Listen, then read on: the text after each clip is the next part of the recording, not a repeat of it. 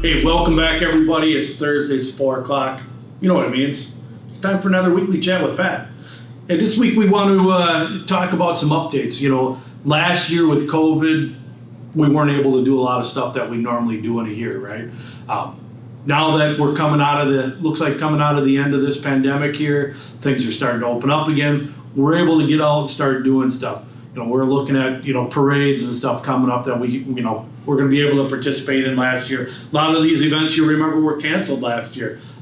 Last year, the Wall That Heals, the Vietnam Memorial Wall, we were scheduled to pull that a few times. All of them events got canceled because of the pandemic. They weren't able to have these gatherings. This year, we're excited. We're able to get into that again. Starting in July the 20th, we're going to have it. It's going to be out in New York. Bernie Gray, one of our driver ambassadors, is going to be with that wall. Stay tuned for more updates on that. We're going to have pictures and maybe some live footage from that as well to share with you. Also remember, Driver Appreciation Week last year was kind of an abbreviated deal because we couldn't have as many people around either. This year we're excited. The September 13th through the 17th, that's Monday through Friday. We got a lot of good stuff planned for you guys this year. There'll be some good prizes. Be doing some events. Stay tuned for more updates as we learn more and plans get farther along. We're going to bring these updates to you here on Thursdays with me. Also, if you remember, for the last, I believe, 15 years, we're involved with the Special Olympics truck convoy, world's largest convoy. Last year, we were still able to do it in a limited capacity. First year since its inception, where we weren't able to have athletes ride with us on the trucks. This year, being told that that's going to be able to happen again. We're real excited to be able to be part of that again this year. Looking forward to it. It's going to be a great event. That's in October 8th and 9th. The convoy itself is on Saturday the 9th. The events do start happening Friday night beforehand.